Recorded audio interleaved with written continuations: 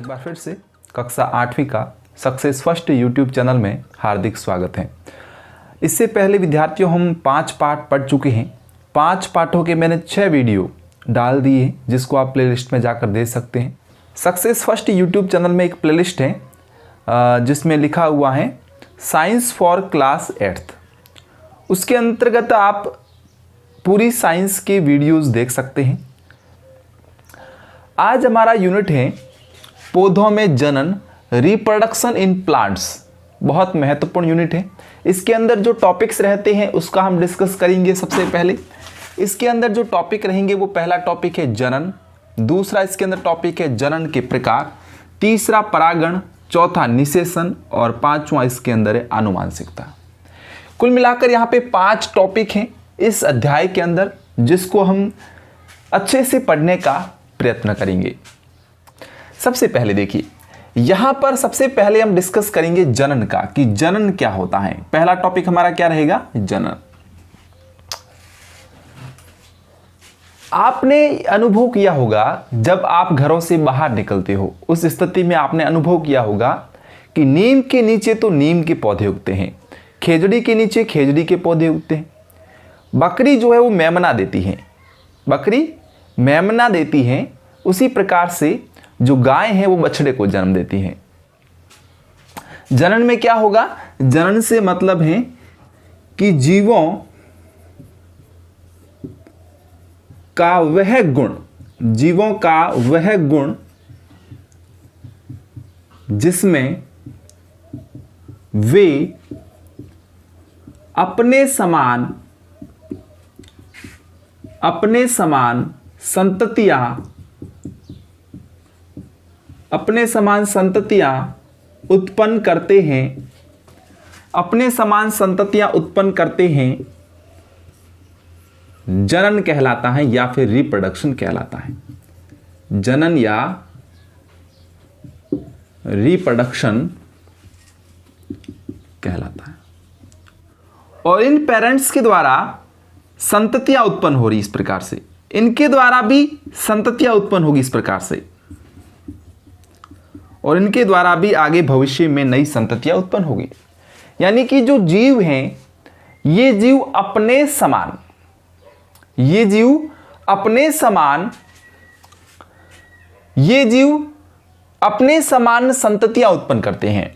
और यही संततियां उत्पन्न करने की जो गुण है, संततियां उत्पन्न करने का जो गुण है वो जनन या रिप्रोडक्शन कहलाता है। ये तो हो गई जनन की एक सामान्य सी परिभाषा। इसके बाद हम डिस्कस करेंगे कि जनन आवश्यक क्यों है,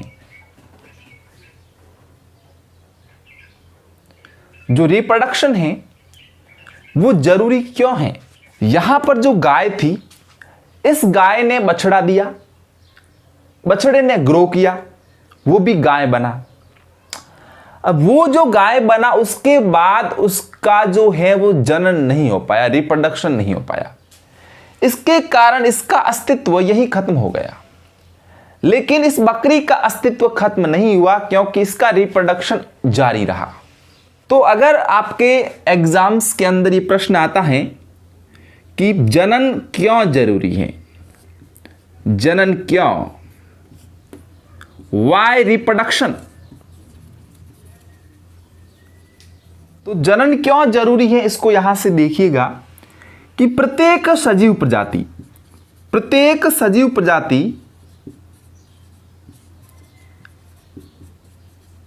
चाहे वो जीव जंतु हो या पेड़ पौधे हो, वो अपना अस्तित्व कायम रखना चाहते हैं।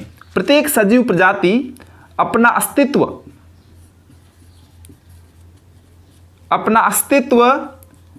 कायम रखना चाहते हैं, इसलिए वो क्या करते हैं? रिप्रोडक्शन करते हैं, जनन करते हैं। तो पहली चीज आपको समझ में आ चुकी होगी कि जनन किसे कहते हैं। जनन का मतलब हुआ कि जीवों का वह गुण जिसके अंतर्गत वो अपने समान संततियां उत्पन्न करते हैं। और जनन क्यों जरूरी है? क्योंकि प्रत्येक सजीव प्रजाति अपना अस्तित्व कायम रखना चाहते हैं, इसलिए वो क्या करते हैं? रिप्रोडक्शन करते हैं, अर्थात जनन करते हैं। I think you understand this topic. चलिए हम नेक्स्ट टॉपिक को लेते हैं। जनन के कितने प्रकार होते हैं? अभी हम पौधों की बात कर रहे हैं।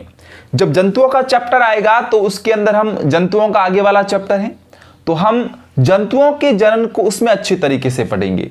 लेकिन यहां पर आपको पढ़ना है पादपों के अंदर रिप्रोडक्शन।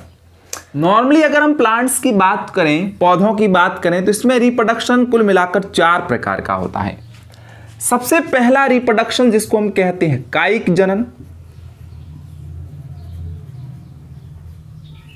दूसरे टाइप का रिप्रोडक्शन जिसे हम कहते हैं अलैंगिक जनन,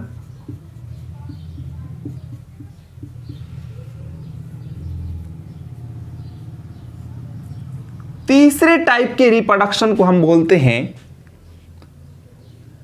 लैंगिक जनन, और जनन का चौथा प्रकार हो जाएगा अनिषेक जनन।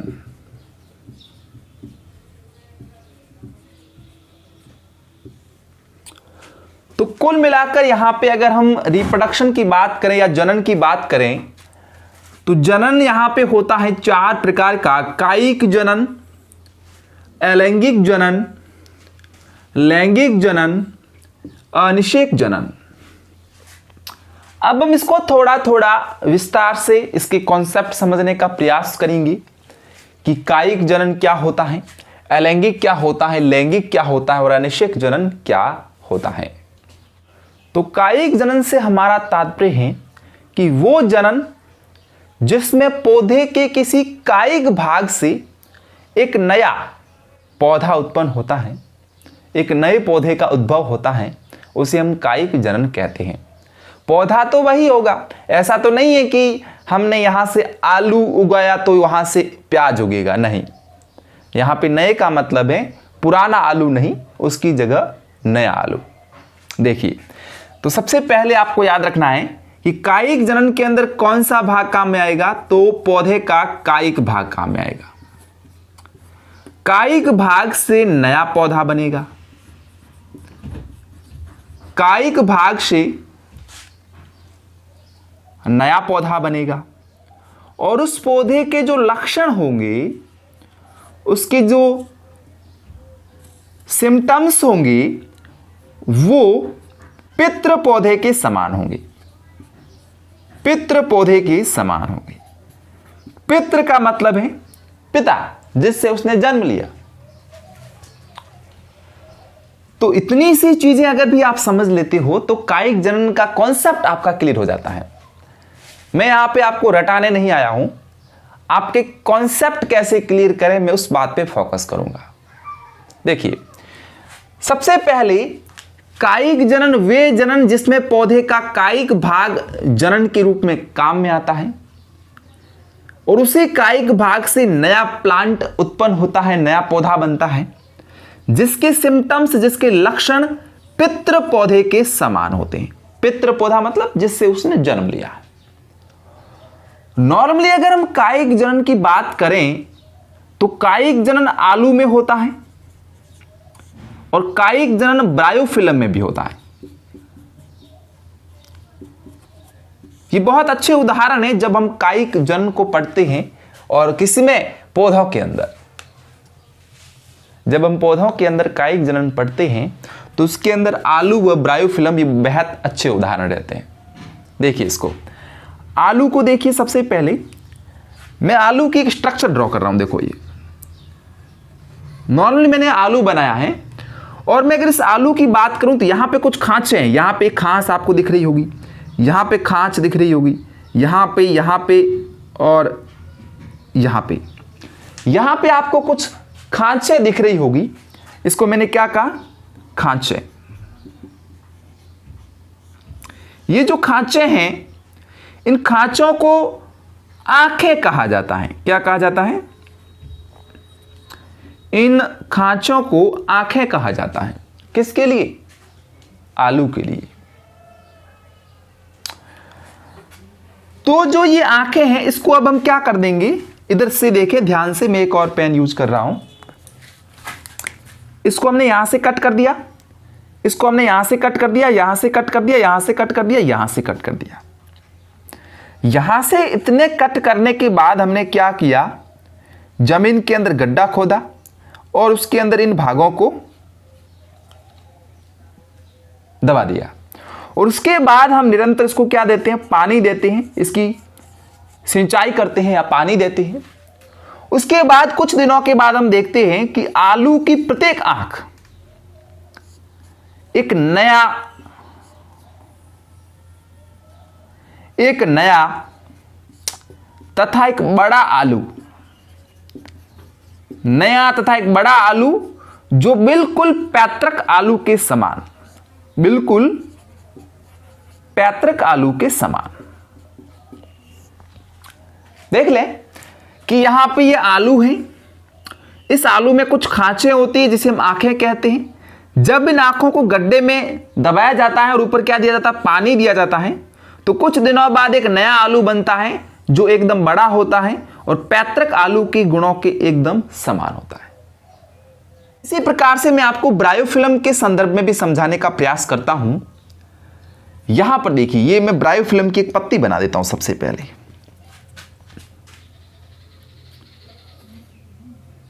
इस प्रकार से देखिए,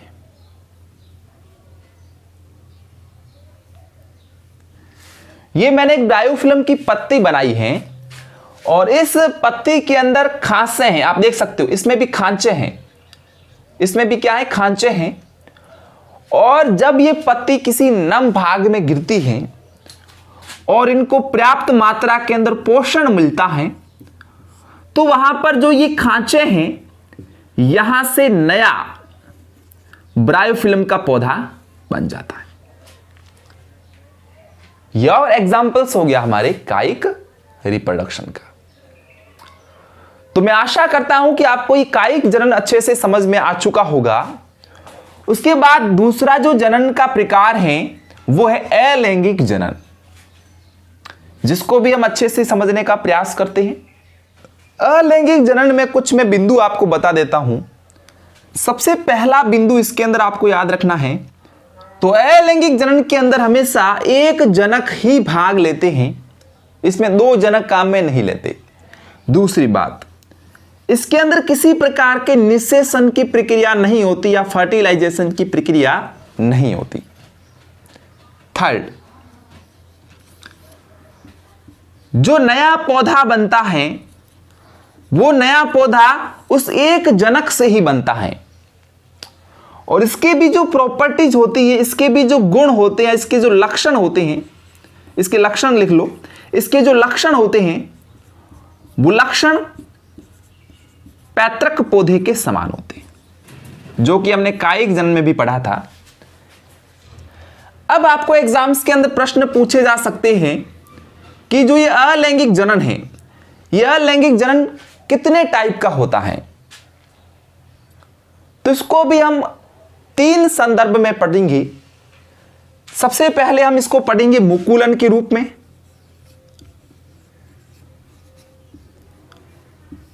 दूसरा हम इसको पढ़ेंगे विखंडन के रूप में, और तीसरा हम इसके अंदर पढ़ेंगे बीजाणु निर्माण के रूप में।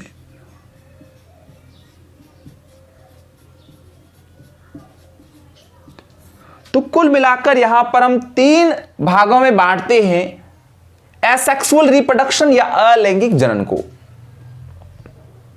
मुकुलन, विखंडन और बीजाणु निर्माण। बिल्कुल अच्छे से और कम समय में मैं इसको समझाने का प्रयत्न करता हूं। सबसे पहले मैं बता देता हूं आपको कि मुकुलन, विखंडन और बीजाणु निर्माण कौन कौन से प्लांट्स के अंदर होता है। तो मुकुलन तो नॉर्मली यीस्ट के अंदर होता है, विखंडन स्पाइरोगायरा के अंदर होता है, स्पाइरोगायरा। और बात करते हैं बीजाणु निर्माण की, तो उसके अंदर आप याद रखोगे म्यूकर और राइजोपस याद रख सकते हो, और भी इसके बहुत सारे होते हैं, एगेरिकस भी होता है।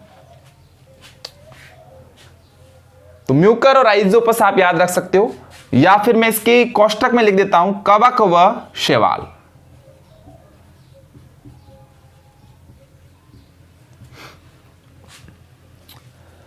तो मुकुलन नॉर्मली यीस्ट के अंदर होता है, विखंडन स्पायरोगायरा के अंदर, और बीजाणु निर्माण की प्रक्रिया म्यूकर या राइजोपस। और बीजाणु निर्माण की प्रक्रिया म्यूकर, राइजोपस, और नॉर्मली अगर बात करें हम तो कवक व शैवाल इत्यादि के अंदर बीजाणु निर्माण प्रकार का जनन या रिप्रोडक्शन पाया जाता है। इस यीस्ट से मुकुल बनेगा यूं, और जो यहां पे एक केंद्रक था, ये केंद्रक कुछ भाग केंद्र का इसमें आ जाएगा और कुछ इसमें आ जाएगा यूं। तो ये पहले हमने क्या बनाया, यीस्ट बनाया। अब इस यीस्ट से क्या निकला, एक मुकुल निकला। ये संरचना क्या कहलाती है, मुकुल कहलाती है। मुकुल बना, और ये वाला जो हिस्सा है, अब ये वाला हिस्सा पृथक हो जाएगा। पृथक होने के बाद कुछ इस प्रकार से लगेगा ये,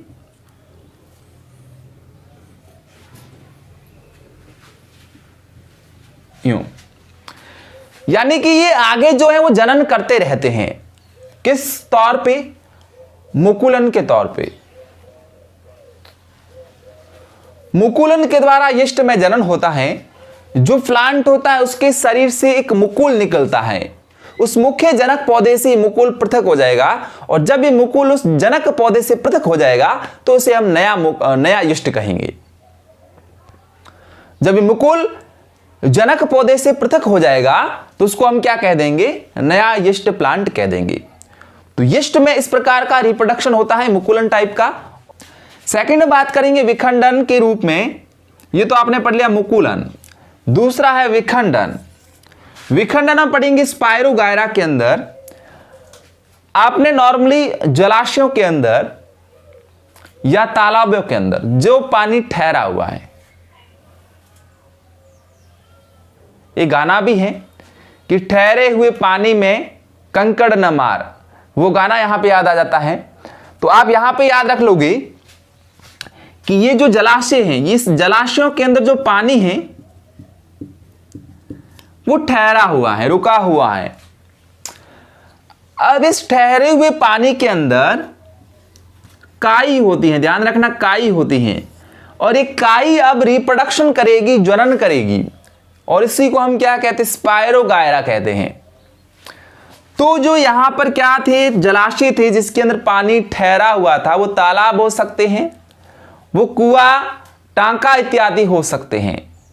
उसके अंदर पानी ठहरा हुआ है और ऊपर काई जो बिल्कुल हरी हरी सी होती है।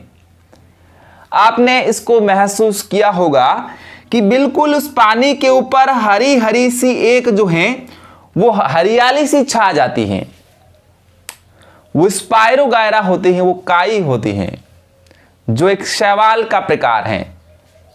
ये जो रिप्रोडक्शन है वो बहुत तेज गति से करते हैं। किस प्रकार से करते हैं इसको यहां से देख लीजिए। ये देखिए, पहले मैं ये संरचना यूं बना रहा हूं, अब इसके ऊपर इस प्रकार की संरचना में बना दूंगा। इसके दो भाग हो जाएंगे, एक इधर की साइड और एक उधर की साइड। यूं देख लीजिए, ये यूं हो गया और दूसरा यूं हो गया। यानी कि पहले क्या था, एक स्पायरोगायरा था, अभी कितने भाग हो गए, उसके दो भाग हो गए। अब भाग उसके नहीं हुए हैं, नए स्पायरोगायरा बने हैं। यानी कि यहां पे स्पायरोगायरा था, स्पायरोगायरा का विखंडन हुआ, और विखंडन होने के बाद दो नए स्पायरोगायरा बन गए। तो इसी संदर्भ में हम जब तालाब या जलाशय के अंदर पढ़ते हैं तो स्पायरोगायरा इस प्रकार से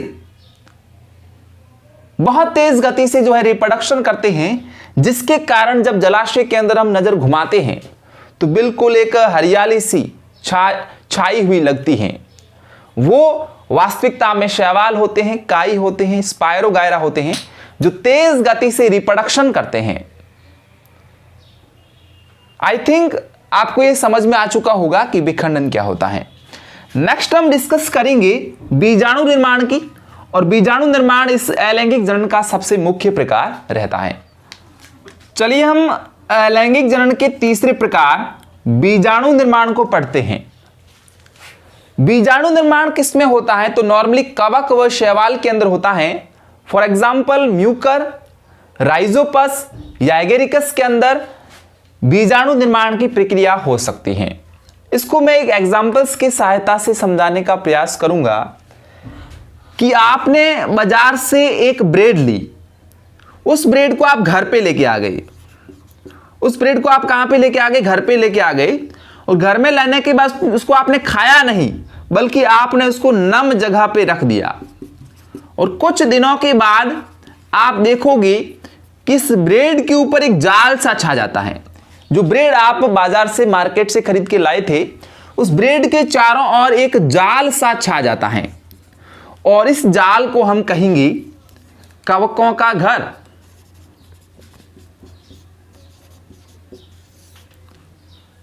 द हाउस ऑफ फंजाई, कवकों का घर कहेंगे हम, क्योंकि इसके अंदर कई प्रकार के जो कवक हैं वो यहां पर बनने लग जाते हैं। तो आप इस जालों को देखोगे तो जालों के अंदर कुछ इस प्रकार के कुछ बीजाणु देखने को मिलेंगे। इस प्रकार के आपको कुछ कण देखने को मिलेंगे। अब जो आपने ये कण देखे, हम इनसे रिप्रोडक्शन करना सीखेंगे कि इनसे किस प्रकार से रिप्रोडक्शन होता है। देखिए यहां पर जो कण हैं, ये कण उच्च तापमान पर, हाई टेम्परेचर पर और निम्न आर्द्रता पर, ये कैसी परिस्थितियां हैं? मैं यूं कहूं कि आपने अपने खेत के अंदर फसल उगाई, लेकिन उस फसल पर तापमान ज्यादा है और आप इसको पानी बिल्कुल कम दे रहे हो, तो क्या वो फसल ग्रो कर पाएगी? आप कहोगे सर नहीं कर पाएगी।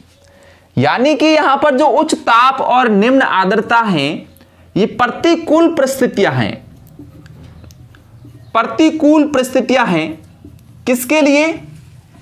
किसी भी बीज के ग्रो होने में या किसी भी बीजाणु के ग्रो होने में ये प्रतिकूल परिस्थितियां होती हैं।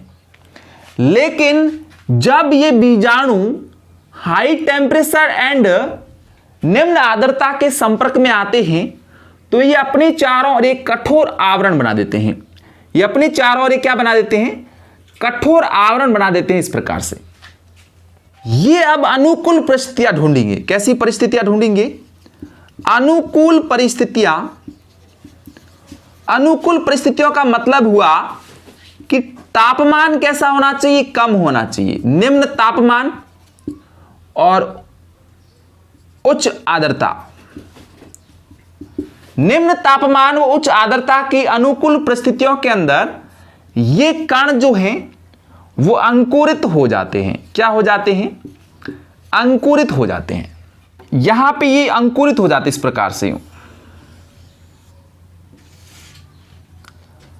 तो यहां पर ये अंकुरित होने के बाद क्या बन गया? एक कवक बन गया। फॉर एग्जाम्पल ये कवक कौन सा है? राइजोपस है। अब इस राइजोपस के अंदर विभिन्न प्रकार के बीजाणु होंगे जो इस प्रकार से इसके अंदर रहेंगे। और जब अधिक टेम्परेचर इस पे पड़ेगा तो ये बीजाणु धानी जो है, इसको हम कहते हैं बीजाणु धानी। और इसके अंदर वाले जो कण हैं इसको हम कहते हैं बीजाणु। तो जब बीजाणु धानी पर हाई टेम्परेचर पड़ता है या जब बीजाणु धानी ये पक जाती है, उस कंडीशन के अंदर ये बीजाणु धानी फट जाएगी और फटने के बाद इसके जो अंदर कण पड़े हुए थे, बीजाणु पड़े हुए थे, वो वापस क्या आ जाएंगे? बाहर आ जाएंगे इस प्रकार से। और ये कण अब कहां गिरेंगे? तो कण ये नीचे की तरफ गिरेंगे और जब वापस से अनुकूल परिस्थितियां मिलेगी, यानी कि निम्न तापमान और उच्च आर्द्रता, उस कंडीशन में ये वापस से क्या हो जाएंगे? अंकुरित हो जाएंगे।